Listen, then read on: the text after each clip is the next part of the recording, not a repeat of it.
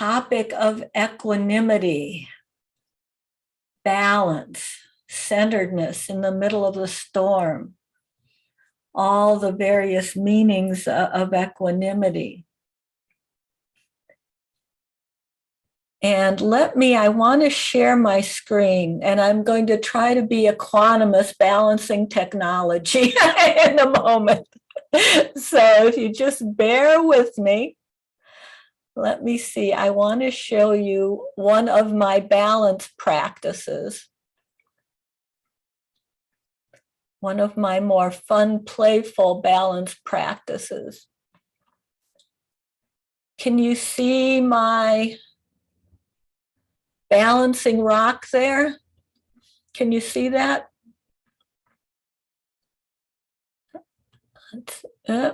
No, where did it go? There. Yeah, we can see it. Okay, great. Thank you so much. And this is something I love to do when I go on my walks, whether mindful or meditative walking or regular walking. I love playing with rocks and finding where their balance point is. And I'll talk a little bit about that later, but I wanted to show you the picture so you'd have an image of what in the world is she talking about. So let me see if I can switch things back and unshare. How can I unshare?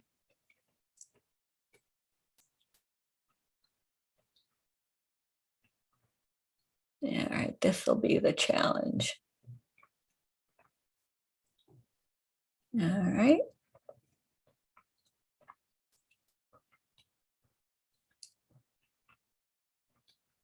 Oh. Lori, if you just take your mouse to the top of the screen, it should say stop share. There we go. Right at the bottom. Yeah, I'm sorry. I can't, I'm not. Oh. There we go. Thank you very much. Thank you very much. Appreciate the help enormously, enormously. All right. And Jay, I think I forgot to controllingly mute people. If you could do that, that would be great. Sorry, folks. I just don't want to mute you, Lori. That's all. Okay. Yeah. Now that everyone's been so helpful, I'll make you all quiet. All right. All right. So when I started approaching this topic, I realized I was doing it in a pretty intellectualized way. And for heaven's sakes, isn't that my typical conditioned approach to so many things? As Bill and Susan have pointed out to us repeatedly, we're such a cognitive intellectual culture. For many of us, that's our go-to habitual response. Let me figure this out with my head. But then as I really tried to unravel, what does this mean to me? What does equanimity mean to me? I realized I needed to understand this in. Oh, Lori, I just muted you. I'm sorry. Unmute.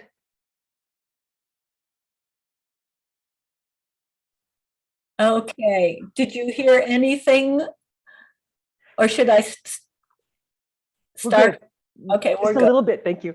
Okay, all right, a little bit rewind. So it's talking about unraveling and needing to understand equanimity as a felt experience in my body and my heart, just as Lee had talked about last week. And I think each of us in our own way need to find that doorway in. You know, my way may not be your way, but I want to share some of the doorways in that I followed. And for the rest, it's, you know, ahi pasako, you know, check it out for yourself, what works for you. So in order to have the experience of equanimity, I need to know how to recognize it when it shows up. to know how it feels when it's present. Now, with the other Brahma Viharas, that seemed easier to me. I have more experience with loving kindness, compassion, and joy. I can readily identify their warmth, their heart opening, their bubbles of delight and uplift. Equanimity at first seemed more elusive. My experience with it was less tangible. And equanimity does bring more intellectual, more wisdom-oriented insight qualities. And as Nyana Ponika Thera writes, and these quotes will be in the chat, equanimity is a perfect, unshakable balance of mind rooted in insight. But in its perfection and unshakable nature, equanimity is not dull, heartless, and frigid. Its perfection is not due to an emotional emptiness, but to a fullness of understanding, to its being complete in itself. Its unshakable nature is not the immovability of a dead cold stone, but the manifestation of the highest strength. Boy, that's a lot to begin to embody. And certainly coming to appreciate how equanimity really encapsulates so many skills and cultivations and aspects of our practice. So in bringing this wisdom aspect to the heart practices to provide that balance and discernment, how does that really land for me? How can I understand those intellectual words? What occurred to me was some very concrete practices of balance, poses in the practice of standing and walking meditation, in other practices like my yoga practice, and of course my beloved balancing of rocks practice. Using my experience with these balancing activities, I could more clearly relate to the embodied sense of balance, the heartfelt sense of balance, of equanimity. And as I said, leading to the appreciating that there were so many aspects of the practice related to that equanimity brings together and what it feels like. I can feel into the experience of standing meditation and what it feels like to maintain a balanced posture, or of how the muscles in my legs feel when I'm doing walking meditation slowly, and the wise effort that's required for me to maintain balance as I'm walking, and noticing and accepting the initial awkwardness and wobbliness in this practice of walking slowly and mindfully, releasing the hindrances, restlessness that comes up. Why am I going so slowly? Can't you speed it up there? The aversion, this doesn't feel good. I don't like this. The gripping or doubting, I could be sitting and getting more out of my practice. So many aspects come alive during this practice of balancing my steps. The experience of acceptance of wobbliness with deep warmth, and savoring of the moments of ease, of grace, of delight, of balance that happen as I persist in this practice. Body, breathing, walking, calmly, easefully, balanced.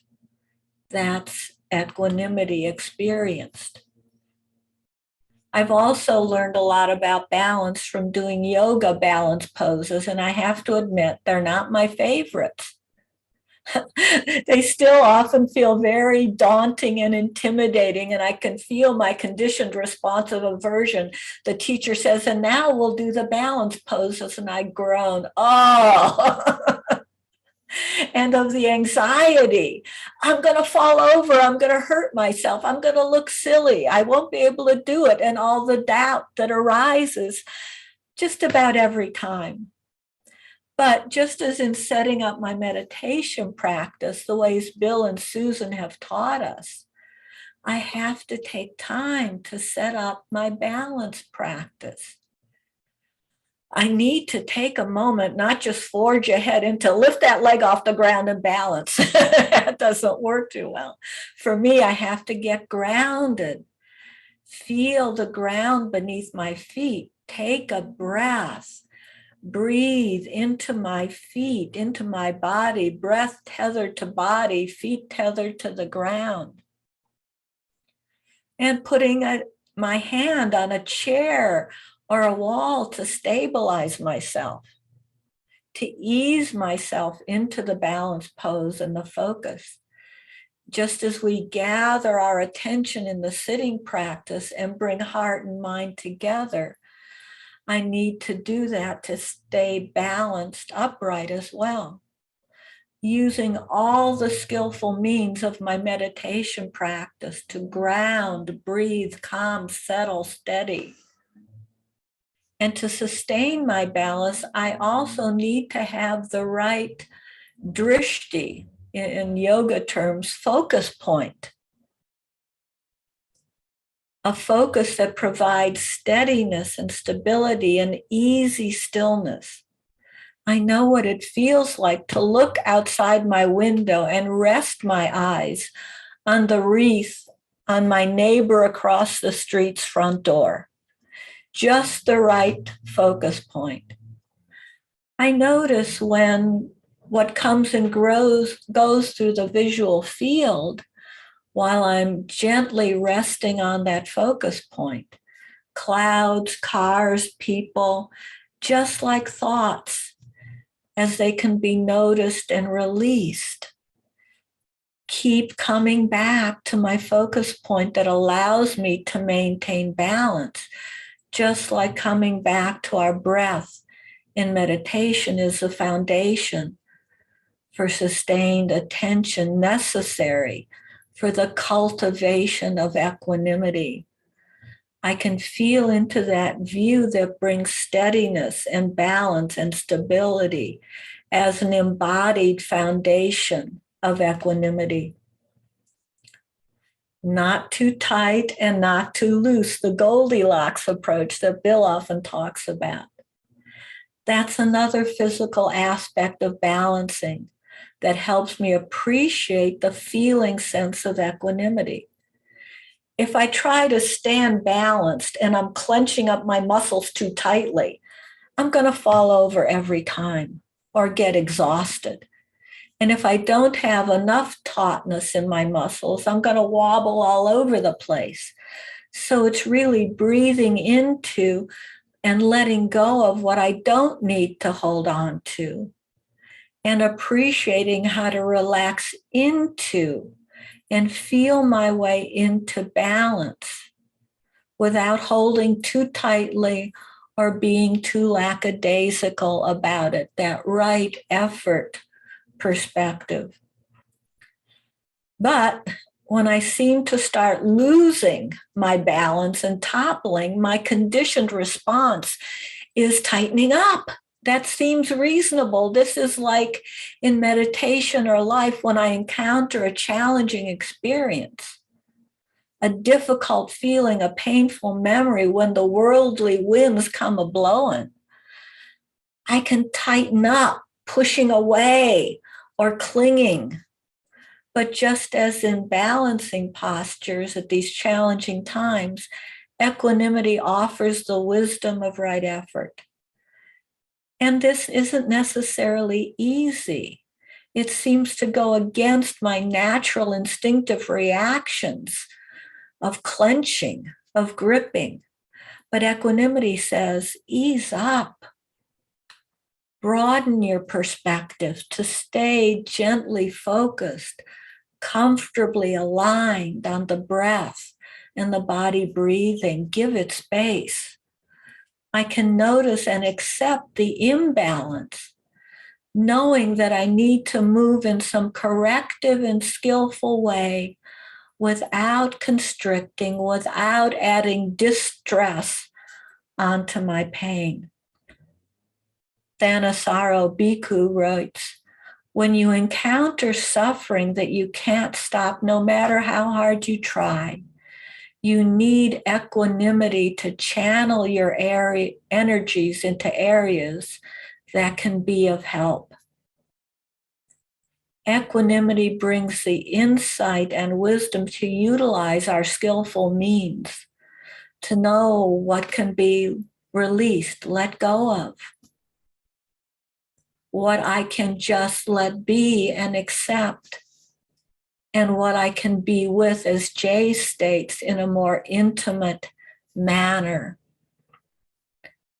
How I can bring a bit more ease, soothing, and stillness, even in the midst of the swirling winds, and hold steady with heartfelt kindness and compassion.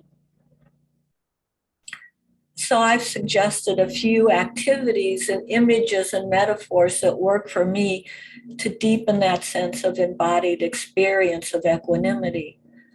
But as I said earlier, be curious about how would that work for me? What works for me? Maybe I can't do balance poses. I have physical limitations. Where is balance in my life? Play around with it. Find your own stones to balance in developing patience. As Jay's quote was yesterday about filling up the water and releasing the mud. Patience to get to the clear water and see what works for you, ahi pasiko. So let's play around with this in our meditation and practice with curiosity and interest about where balance and equanimity shows up for us.